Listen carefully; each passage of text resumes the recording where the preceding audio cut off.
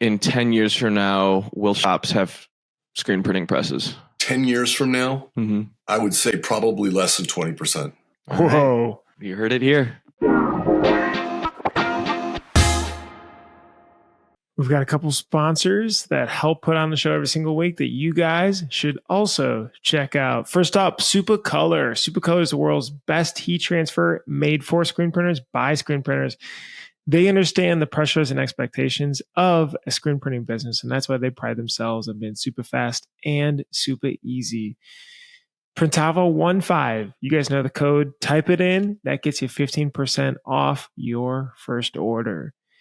You want to talk about Mr. Multicraft Daddy? Have you heard of Multicraft_Daddy?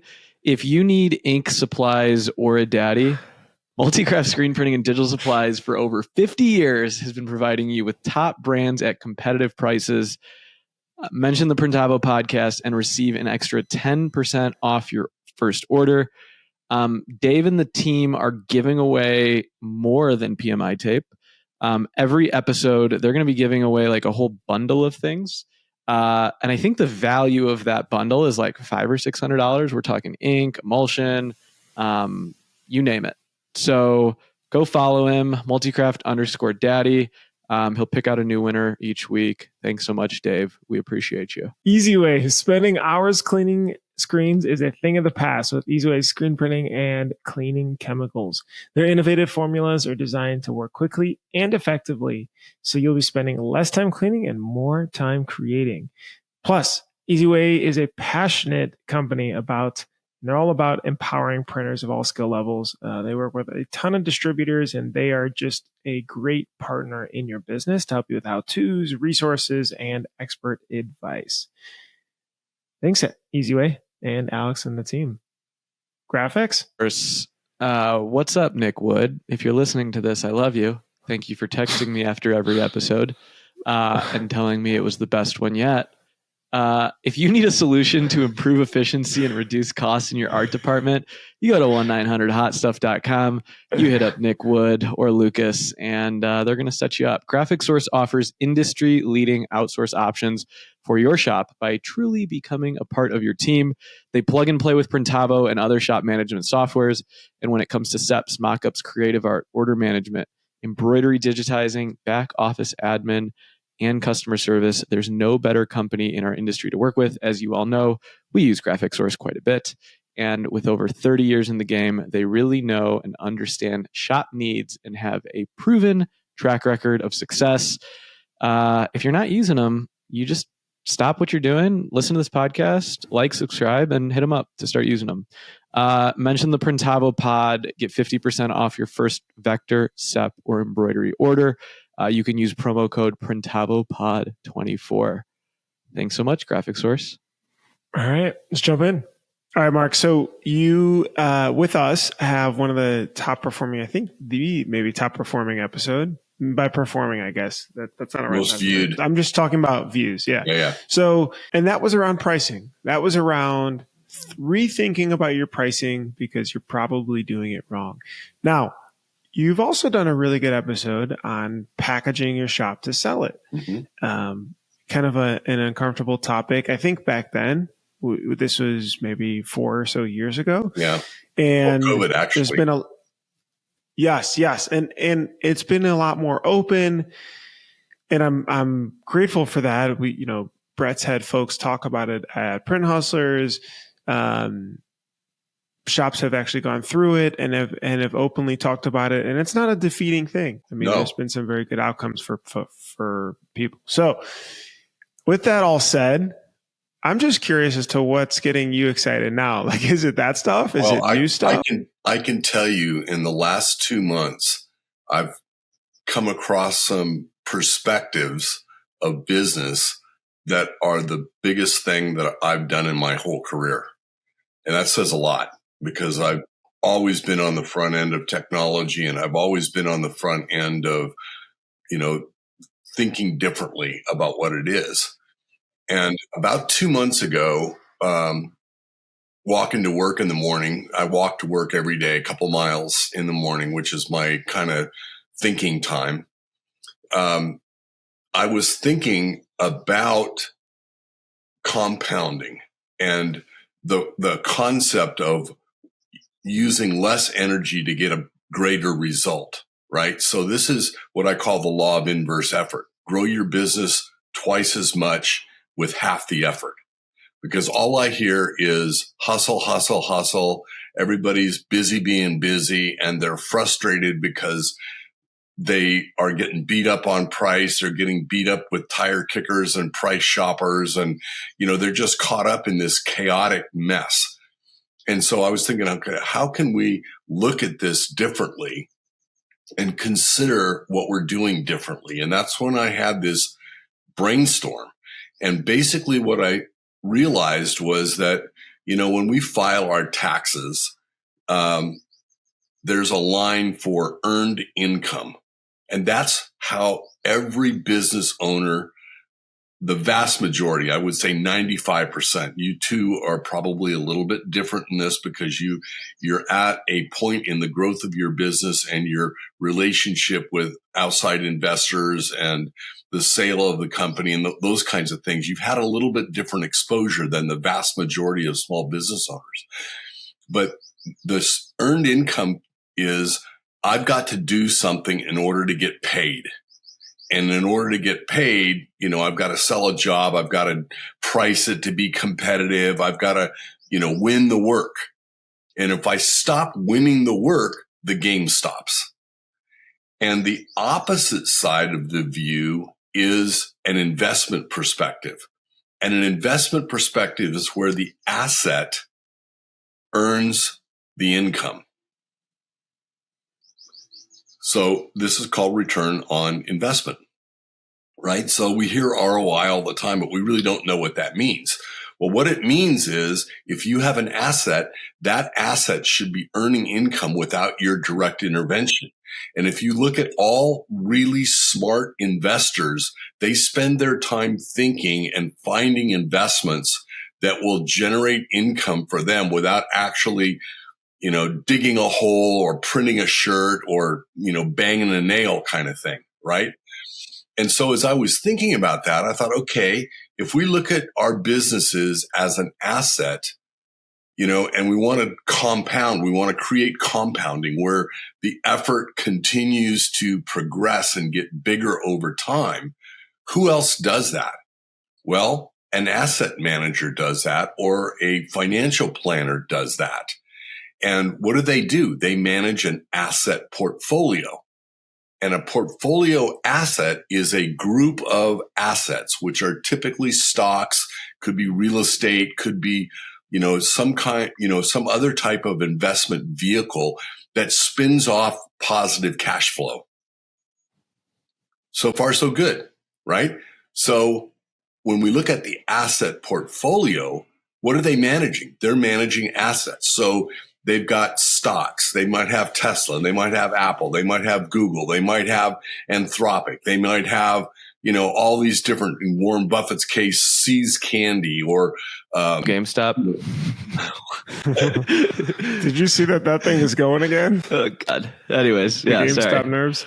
Well, how does that apply? So that makes total sense, right? I think everybody wants to be in a spot where they're not actively right. Forcing the business forward, of which I'm there. reading.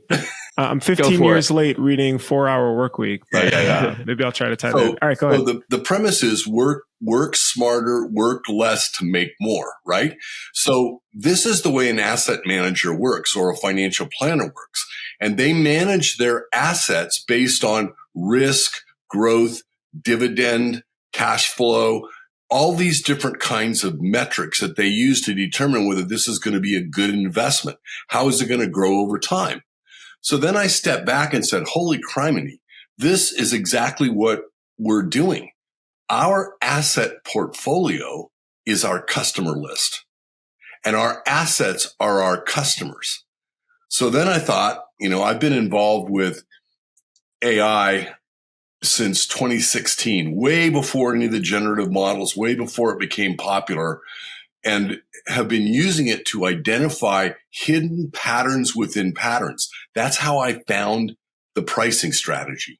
I was using AI to find these patterns that were hidden within the matrix, right? The matrix, the pricing matrix for your price breaks. So I was already familiar with how to do that. The first part is identifying the pattern. The second part is predicting the outcome from those patterns. So if you look at this from pricing, it's like, okay, what happens at 72 pieces? What happens at 144? What happens at 553? What happens at 721? Not just the even numbers, 300, 150, whatever it is that we do, right? So now I could see where I was predicting the outcome moving forward. So what we did is I've got a really good data kid that works for me. I shouldn't say kid. He's your age, both you guys. He's a little bit older than you maybe, but he's like a spreadsheet wizard, right? So we started analyzing and we said, okay, what do we want to do? We want to analyze customer behavior, and we want to look at customer behavior, and we want to see if we can find patterns within that behavior. And so what we did, the goal of this was to create a situation where we had 95% confidence that what we were seeing into the future was possible. Not 1 year, not 2 years, but up to 10 years in advance. And the way that we did this is I went to clients that are in my Catalyst program, and I had them give us data over 10 years on their customer base. And we put that together into a giant spreadsheet that analyzed $150 million worth of revenue. And we could see how customers grow, how they fall off, what the attrition rate is, what the growth rate is year over year. So you literally have a crystal ball with 95% accuracy 10 years in advance. Mark, you talked about intervention. Like, does the business spit off cash without intervention? And I think there's something very interesting there in a post-COVID, like if we looked at the screen printing industry, maybe right before COVID to now, I feel like shops are adapting and changing their services. I don't want to say outside of apparel, but like t-shirts are just like one thing, or screen printing is one thing. Can you talk a little bit more about what you see in the industry when it comes to what are ways that businesses are building products and services that don't require intervention? Because I think there's a lot of wisdom in this, like, is it annual recurring revenue? What do you mean by intervention? So recurring revenue is the key factor here. We want recurring revenue that grows. Okay. Without us really getting into it. So what that means is if you look at your business and you're driving your business like you would drive a car, most screen printing shops they're driving the car. They don't know really where they're going. They're running errands around town. That's the best way I can describe it. They're running errands around town, and they've got to do it tomorrow, and they've got to do it next week, right? If they're progressive, they're providing financial information that's accurate by their bookkeeper, and they're looking at their finances. I would say probably 75% don't understand how to look at financial information other than top line sales and maybe what's left. They don't really get it because they're afraid of numbers. And I understand that. I'm not making a judgment. That's just the way it is.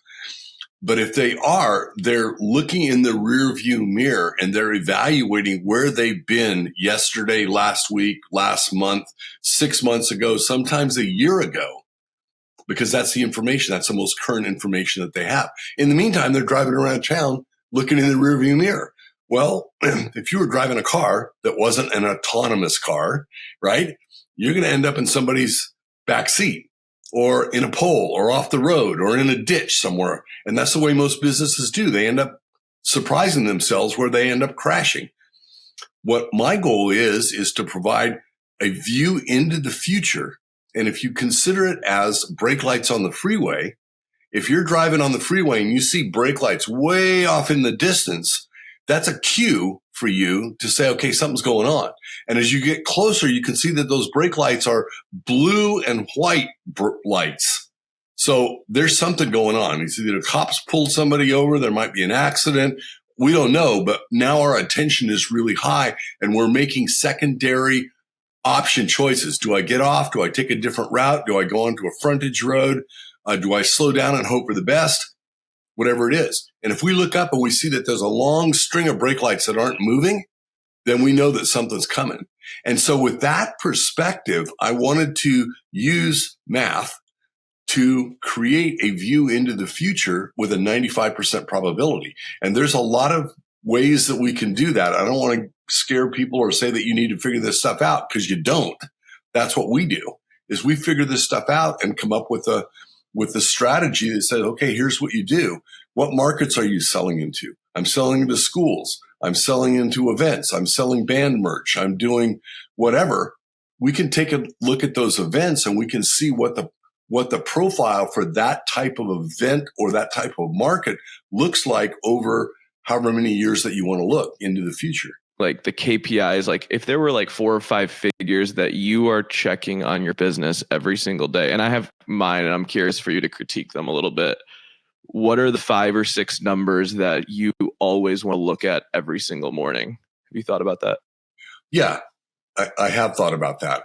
I want to know what we billed yesterday, how much work we produced coming out of the shop. I want to know what my backlog is of booked work that is yet to be produced. And I want to see that for the next 5 days into the future. What's going on day 1, what's going on day 2, et cetera, right? So backwards, Bill, okay, what did we do yesterday? Work in progress. So that's like, what's the next trailing, not trailing, but the next 5 days of revenue. Right. And then what are the other key indicators that you're looking at every day? Gross margin. Okay. Per job, but it's not gross margin per job. It's gross margin divided by the time to produce it. So if you've got $1,000 job and it takes you 4 hours to produce that job, that margin, and the margin is the money that's available above the cost of the raw material. It's called contribution margin in the accounting world, right? And that contribution margin is what pays your total cost. So I don't get into indirect and direct and burden and all that kind of crap that the accountants get into. I just look at how much do I have to pay per month to crack the nut of everything. And I want to depress that closer to the beginning of the month, because if I do that, then everything that I do after that point is 100% pure drop to the bottom line profit. So that's a whole nother conversation. And that's a whole nother podcast, which is super enlightening in terms of understanding what you do. So I'm looking at that margin divided by the time, and the higher the value of that number, that's the stuff that I'm going to produce first.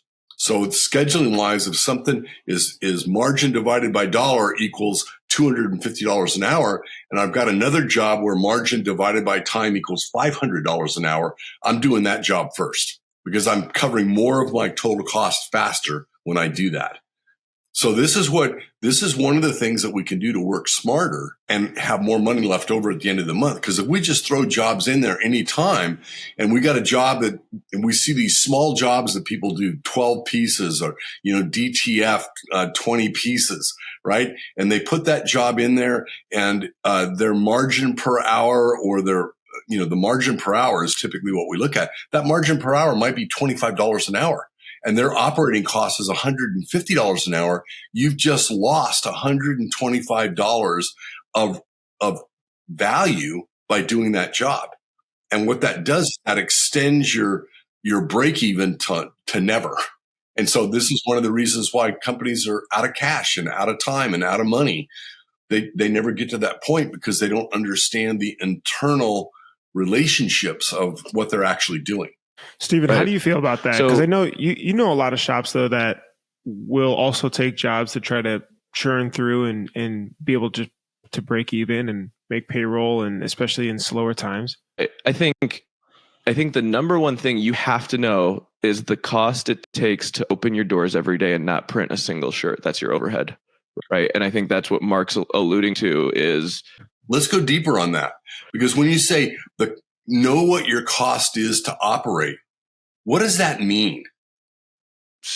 Okay, so I'll give it to you in my perspective. The cost to operate my company is the cost to keep everyone there for 40 hours a week. So Right. all my payroll, my rent, my utilities, my expenses, my insurance, and we're not printing a single shirt. We're turning all the lights on and we're twiddling our thumbs. And that's what it costs to run our company. It's right? the total cost. Right. And so you start, I call that like Everest, right? And so you start with that number. Let's just say at campusing, I don't know, it's $500,000 a year or a month. Sorry. If we bring in $100 order and the cost of goods, the cost to produce it and get it out the door is $50, I have just I've walked up Mount Everest 50 feet. Right. Or yeah, essentially, right? What I think you're saying, Mark, is if you take unprofitable work, you just make Everest a little taller and you don't make much progress on your your hike, if you will. Right. That's the key thing is you don't make progress. You Right. don't make progress on your journey. So Right. you're only covering a tiny part. But the thing that's killer is you've consumed the time that can't be renewed. So you've burned off the opportunity value of $1,000 an hour or $500 an hour. So as you look out over time and you start looking at the market segments that you're selling to and the size of the jobs that you're selling and the kinds of jobs that you're selling, you're starting to see that margin per hour, and you can start seeing which kinds of work are the best kinds of work for your shop. I see a lot of stuff in the social, the book of faces, people going, oh my God, how are these guys selling, 100 shirts for $3.99? They can't possibly be making any money.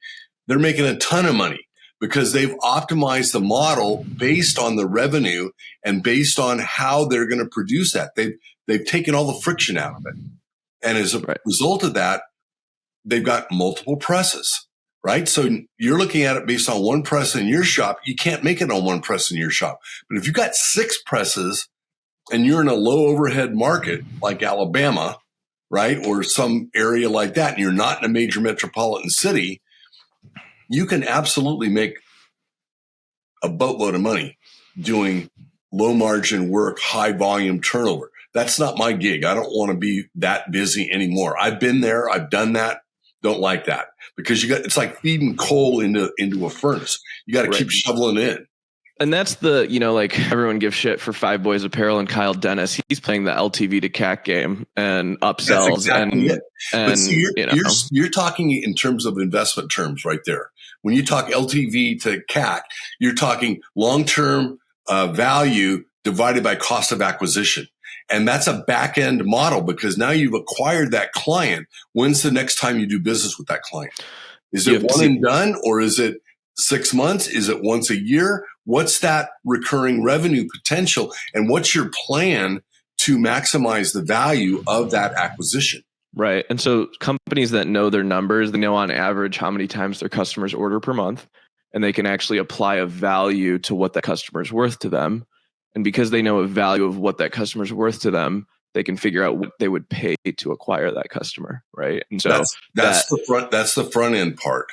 But lifetime value, can't lifetime value be longer? Or how do you look at that? As in, for example, software, it could be 8 years, for example, is the average lifetime value times whatever revenue they're paying per year. Do you, I guess in the printing world, are you thinking about that as in when they trail off and haven't ordered within a year, and that's how you're trying to crunch those numbers? So essentially, what I look at it as attrition value. What's your loss or your customer churn going from year 1 to year 2, year 2 to year 3, year 3 to year 4? You can calculate the attrition, and you can offset that with the value of the growth from year 1 to year 2, year 2 to year 3. And using things like the law of large numbers, the more samples that you have, the bigger your sample, the closer to the prediction you're going to get. And we use 95%. We want a 95% accuracy of what's going on. So that's why I say looking into the future of this. So there's lifetime value. If you've got a small shop, that lifetime value may be 3 years. If you've got a big shop, that lifetime value may be 30 years, right? But here's what's interesting is that based on 8,000 customers that we've done so far, 8,000 customer histories, the average lifetime value of a 1-year client is $1,595. Okay, so that's good. I like how you 52% time boxed it to a year because that makes the calculation a lot easier. That's Exactly. interesting. That's Exactly. pretty close to. So that we yours? have an AOV of about $1,400 to $1,500, and if you order 1.5 times per year, yeah, we're about $2,000. So what's your year 2 value? I don't have that. Nobody does. They're only looking at 1 year. They're looking at what's going on right now. They're looking at they're looking at a snapshot in time. They're not looking at time, and they're not looking at it in aggregate over time. And Yeah. to clarify, So just to clarify these terms. So LTV, lifetime value, that would be if you bucket it into 1 year. It sounds like Steven's around 2,000, average is around 1,500. You can calculate that, and actually, if you want to make it really easy to calculate, you can upload the data to ChatGPT, tell it a little bit about the data, and ask it to calculate for a year, and it does it. But CAC, cost to acquire a customer. So this is, if you take your marketing costs, your outreach costs, any folks that are kind of doing some front end sales work, and you divide it by the number of customers who purchased, that would be that cost to acquire a customer. All right, continue. So that's the simple shot. That's where we started. And as we connect the dots and we move forward, we said, okay, let's go back to our customers and have them categorize the activity area. Were they events? Were they churches? Were they schools? Was it PTA? Was it band merch? And we categorized them, and then we did average value by product category. And that was all over the board. And so what's happening is when you look at the average customer value, you get this aggregate mix, this collected mix of stuff. It's useful, but it's not particularly accurate. And then what we said was, okay, let's look at the churn rate and the stability rate of growth. Schools are horrible unless you've got a contract, unless you've been doing business in an area for a number of years. It bounces all over the place, and the churn rate is up to 90%, which means one and done. So anytime that you're doing bids, anytime you're doing RFPs, anytime you're working with volunteers that are not knowledgeable in the industry, the chance of churn is super high. And so essentially what happens is you have to repeat this process over and over, and you have to repeat the pain of tire kickers and price shoppers and what's your best price on this? And, tell me how much it's going to cost for this. And we're just going for the lowest price. All that kind of stuff that we see in the comments in social media of how do you deal with this? Where would your price be on this? Competitive comparison. Horrible way of doing things. So my goal here is to try and add some clarity to the numbers so that business owners can make good decisions about who they're selling to and how they're selling so that they can literally have more money with less effort. But I think, Mark, for the small shop, call it $500,000 to $2 million, right? They're local, they're in their community, they're dealing with the PTOs, the teams, all those things. Like, those are the jobs they sort of have to take to get to the next level of jobs. Because I'll tell you, like at Campus Inc., we don't market to our local community and PTO, period. We love but 3-4 years ago, and we were putting on open houses and we were knocking on every PTO's door. And then we cracked into higher ed and internal consumption. We love that. And we'll take whatever comes our way, but we don't actively go get it. What do you tell a shop that's like, yeah, I don't like working with PTOs, I don't like working with teams, but that's where I'm at in my business? What advice do you have for them? It's an evolutionary aspect of it. And so the concept that I focus on is this work, is this account profit capable? Is it capable of growing over time? And since they're driving their car on errands around town, and their primary nutrition is junk food, right? You're not gonna be a very healthy business if that's you're living in the moment and instant gratification kind of an approach. You need to be more intentional about what you're doing. And this is the classic reason I think that 50% of small businesses fail in their first years, because they get into business because they're good at art, or they're good at screen printing, or they're in a band and they can produce some shirts for the band, and they know other people in the music industry. So they've got one skill set, but they don't have a business skill set. But you know what's tricky with that? I don't think people mix it. If this is your first business, I don't think you necessarily know what's around the corner yet. And like I absolutely agree. So you take the jobs because it's like, yeah, I mean, this is great. Money's coming in, let's go. And so, but maybe the point is being a little bit aware of that sooner, right? So you're talking about contribution margin. You're talking about, do these jobs have more of a long-standing LTV aspect to them of better returning quality, that they come back and buy more? Are we getting, that $1,500, $2,000 minimum LTV on these types of customers?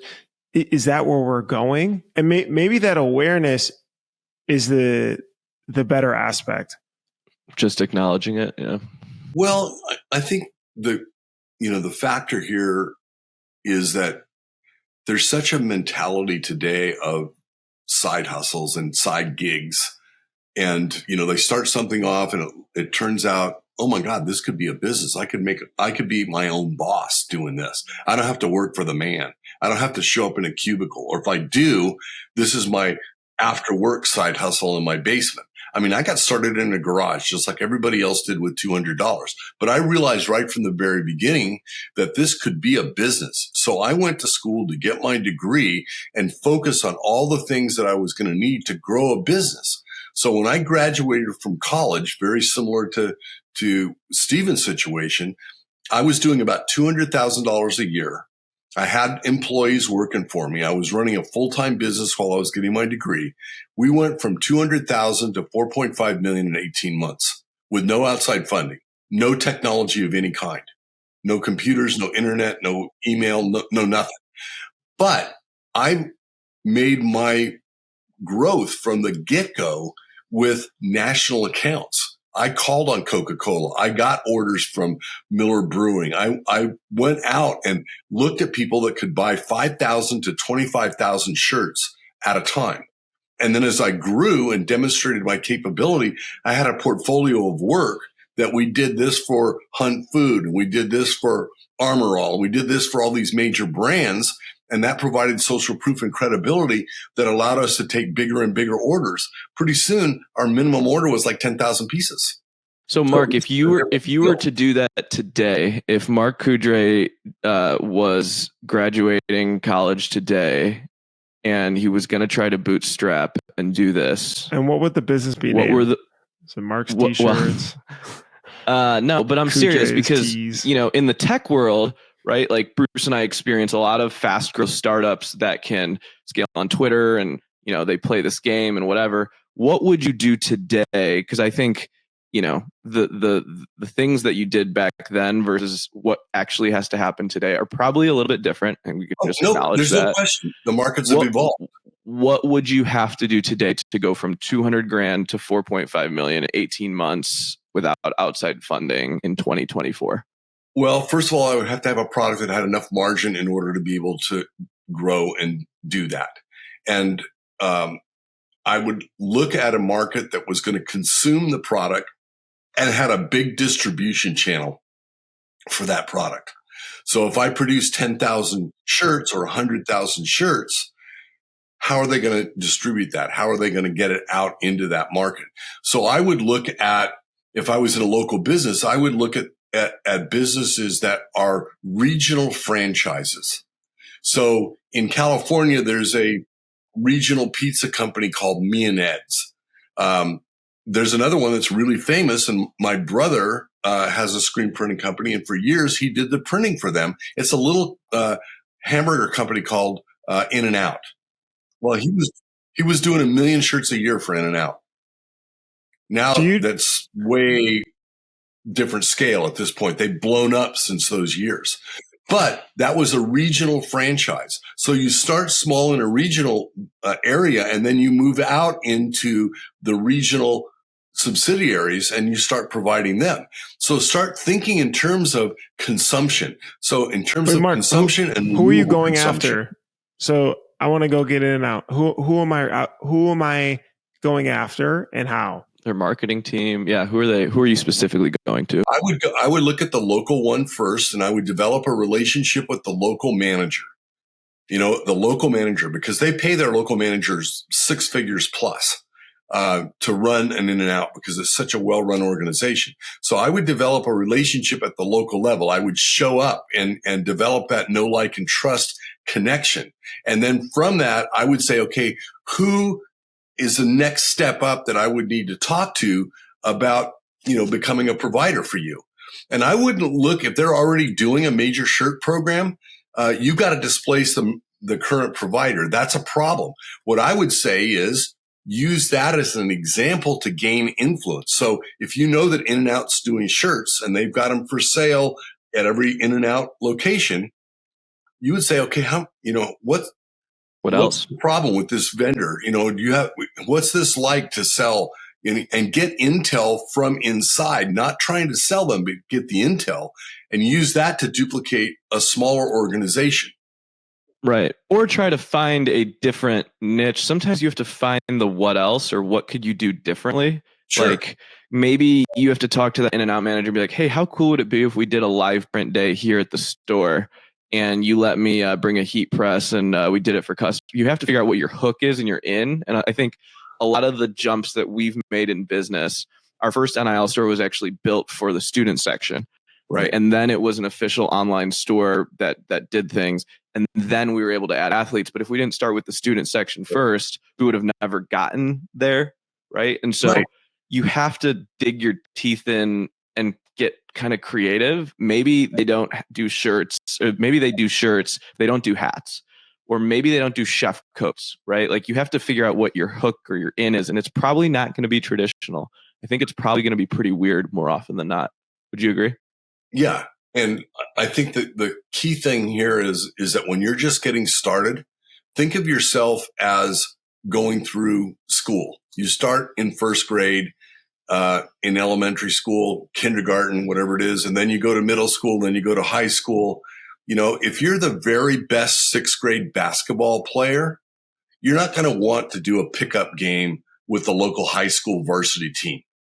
And this is what I see people doing, is they're playing small and they try and do a pickup game at a level that they're not capable of playing at yet. The sophistication level. If you think about how your business has grown over the time that we've known each other, in the beginning, it was just another local college serving a local college market. And now you've grown way beyond that as you've gotten familiar with the business, as you see the opportunities, as you've start playing with bigger players that are thinking beyond just t-shirts, that are thinking business in general. You're expanding your skill set way beyond just doing the service that you're after. Every business, every thought, every market, every political evolution, anything follows 4 stages: invention, extension, evolution, and demise. Invention is the idea. Extension are all the things that you need to support that idea. Evolution is the next variation or version of the basic idea or the basic invention, and demise is the end of life cycle. So right now, what I see with DTF and screen printing is I see evolution of the process of decorated apparel, and I see the demise of screen printing as we've traditionally known it. It'll still always be there, but we can go and we can look at what happened to the graphic screen printing business in posters and banners in the 2000s when wide format came in. The same thing is happening in our industry now. Digital has entered our space and has brought the cost of the unit down and the cost of a unit of one down. And now that serves the smaller end and makes screen printing uneconomical. So I wanted to tie this back into the growing the business with less effort, because you mentioned two big things already, right? So one, obviously picking jobs that have a better contribution margin that doesn't extend. I love the analogy. Doesn't extend the time to get to Mount Everest. That's huge. And then two, really specific example of regional franchises, different types of customers that you can start to find these very high LTV types of businesses. Stephen. Or I'm sorry, orders. Stephen, like, are there things as you've pivoted in these different roles as well? And then Mark, would love your contribution here too, is of the growing the business now with less effort. And I think this is interesting because in your unique role, you've been on the ground floor. Now you're running a larger organization. Can you contrast those two, right? Because not everyone's in this stage you're in now. More people are in the earlier stage. And what do you think? What are things to add in? Well, Stephen said it early on in the podcast today, and I characterize it like this. And what he said was most people are not thinking about selling their business. And we had a little bit of discussion, a couple of sentences around that. I always start with, what's your exit plan? What's your exit plan? If you're not thinking about end of life, is it handing it off to your kids? Is it to run the business by itself without you being actively involved? Is it to grow by acquisition? Is it to grow it to a certain level and sell it to somebody? If that's the case, then let's create a plan for that outcome. You can change it along the way, but you're making your decisions based on, will it move me toward that outcome or will it move me away from that outcome? This keeps you from being stuck in the middle of, I don't know what I'm doing, or I need more sales, or I'm in that reactionary mode where I've just got to react to whatever our current circumstance is. Yeah. So for any business, I want to say, where do you want to be a year from now? Or here's a classic one. How old do you want to be when you're successful? And what is successful? Well, what does that I think mean? that's interesting to define. That's exactly what that the point of that question, is what is success for you? And I think this is something that I've learned is if you're ever playing the what if game, if I get to 10 million, then I'll do this. If I do this, then I'll be successful. If I this, then I'll be stable. That is just a myth, and you will never, never achieve that, right? That's only partially developed connect the dot thinking. Right. If this, then this. If this, then that. Right. So if it's that, what does that mean? Why is that important to get to 10 million? Well, at 10 million, I'll be able to do this, this, and this, and this. Okay, well, why is that important? And when you follow that, that's called the Toyota 5 Why model. It's called root cause analysis, is to get to the real important root of what you're doing. Why am I doing this? If you're doing this to increase your income, you're going to be on the hamster wheel of life. Right. Your whole life. Stephen, right? were there things that you did earlier in the shop that maybe you didn't necessarily know then? Because you probably didn't know, what was going to become of Campus Inc. then. But were there things that you did that you felt had a bigger impact of growing the shop with less effort? When I thought, so actually talking to Jed about this, I think I cared. This is interesting. I think I'll tell you what I did wrong. All right. Maybe. It is when I worked when I spent time in deep work I describe as opportunities where you can really move the needle and work on big projects, mostly outbound projects, right? They took the least amount of time. Right, you would get in a room and work on it for a day and deploy it by Monday, but they would make the biggest impact in your business. And then you jump back in your business, and we joke about Hurricane Steven flying by the seat of my pants and going crazy on the production floor and doing all those things. And I was talking to Jed last week, and we were frustrated about a couple things in production. And I said, Jed, whether I'm there or not, it's the difference of them doing 80% work or 85% work. Because I'm not there, I am getting so much more shit done that is actually growing and propelling our business. So I'm okay with B average. I'm okay with it not being perfect. I'm okay with them messing up and making their own mistakes and figuring it out. right? I've set the standards and it's up to them. When that light bulb switched for me is when our business really started to take off. Huge lessons there. Yeah. That's a skill, though. Jed kind of... That's a hard skill.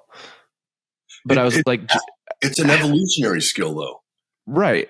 Because what you're describing, Stephen, is exactly what we talk about with margin divided by time. What's the value of your time?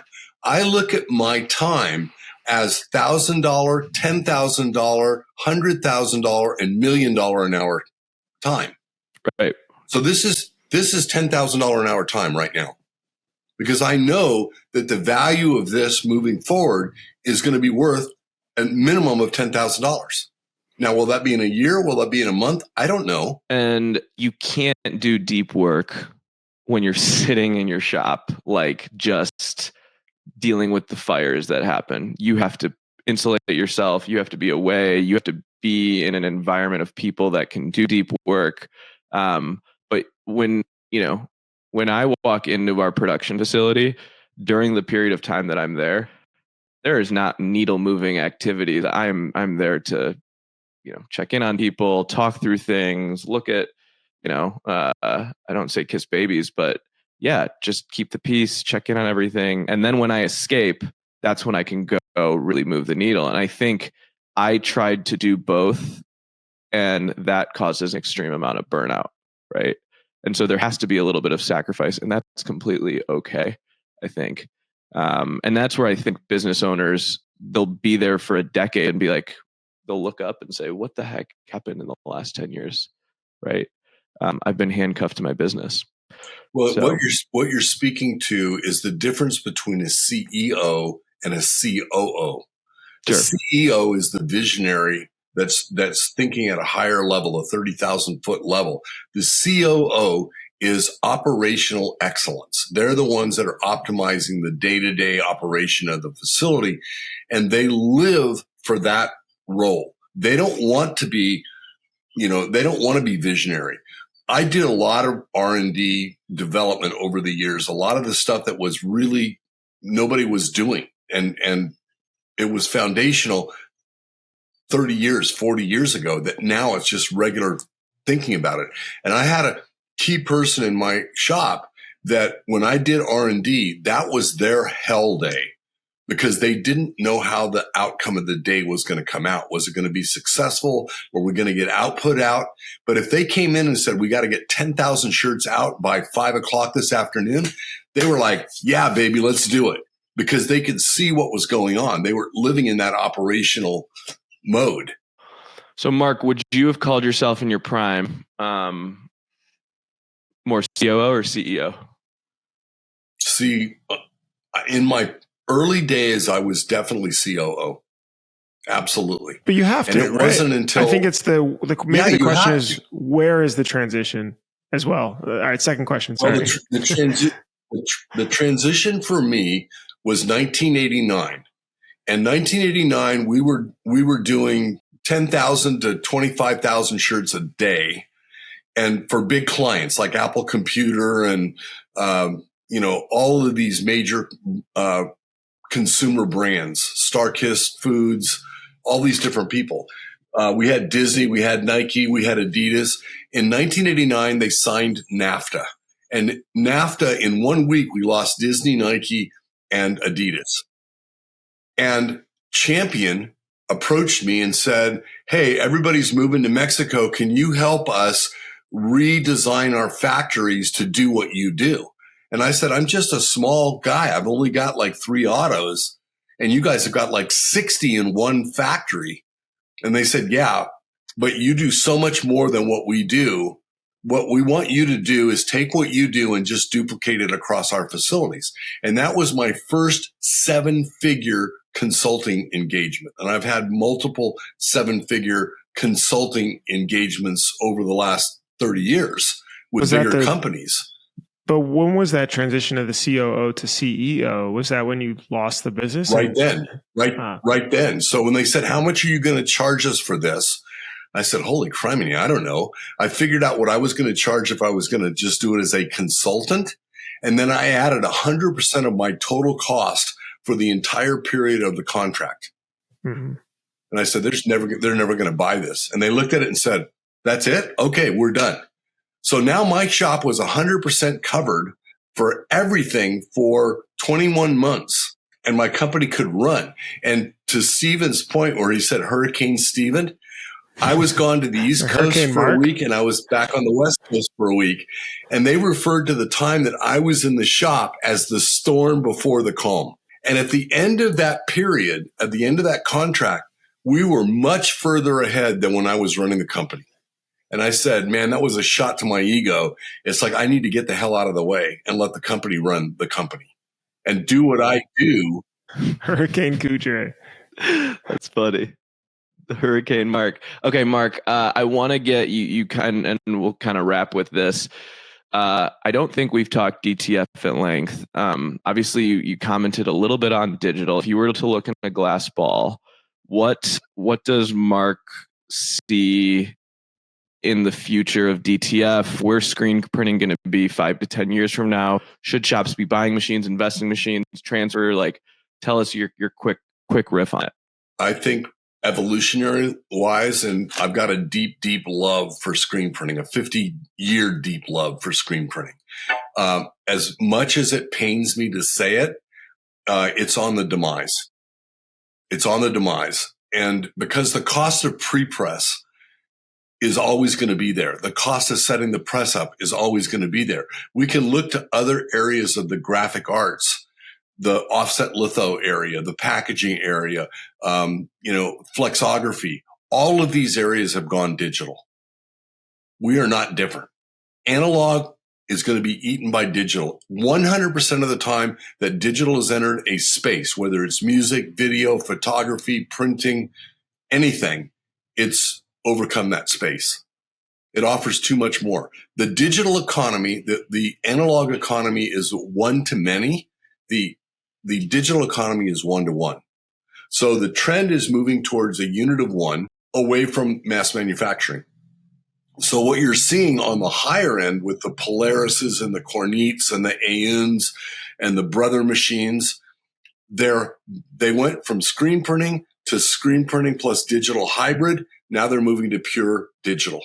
And the quality of the work that's coming off at the RIP level and with 7-color gamut or expanded gamut, it's indistinguishable from screen printing.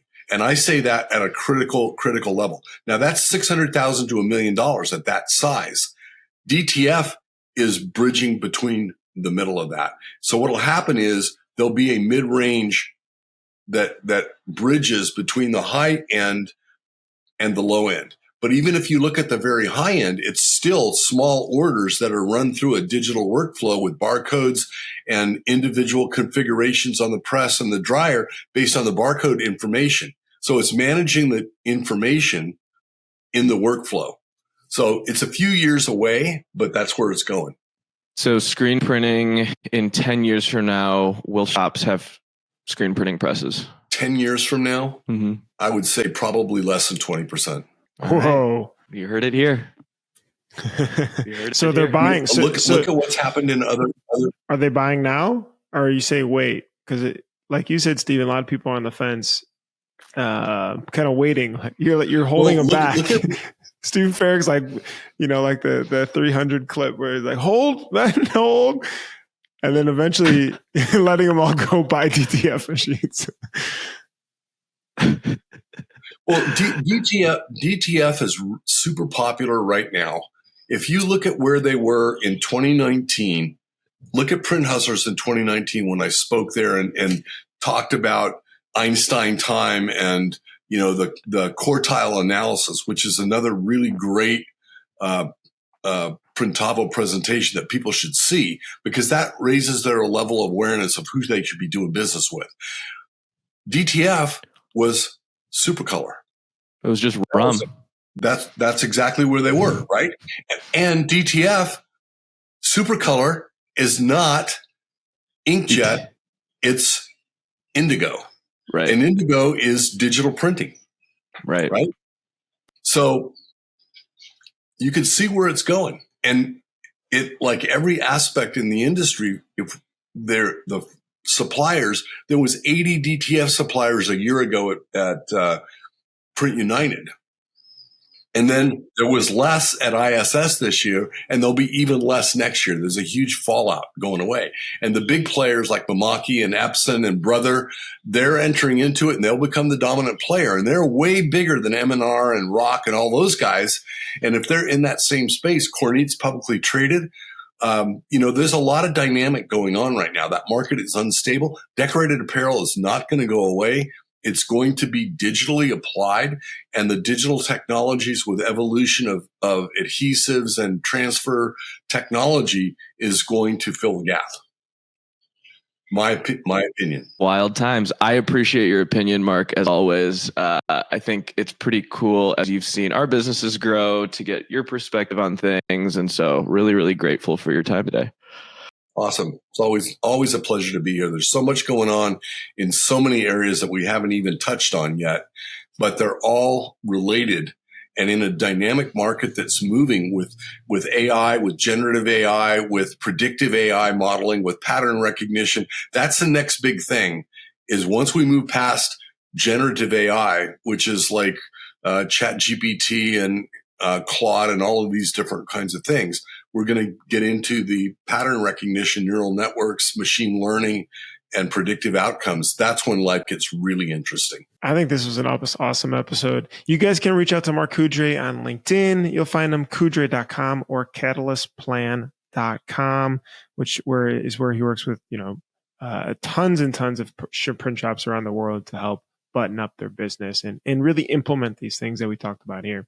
Print Hustlers, thank you guys so much for listening to this episode. We appreciate you guys. Thanks for joining on the journey with us every single week. We'll see you on the next episode. Thanks so much for listening. Hopefully that was informative. Don't forget to subscribe. Don't forget to like. Don't forget to hit the bell for notifications if you enjoyed this video. If you enjoy all the stuff we're putting out, it's really helpful. We love to just be able to see it. That means that we're doing a good job. To subscribe, hit the bell for notifications, and hit the like button. And I'll see you in the next episode. Bye.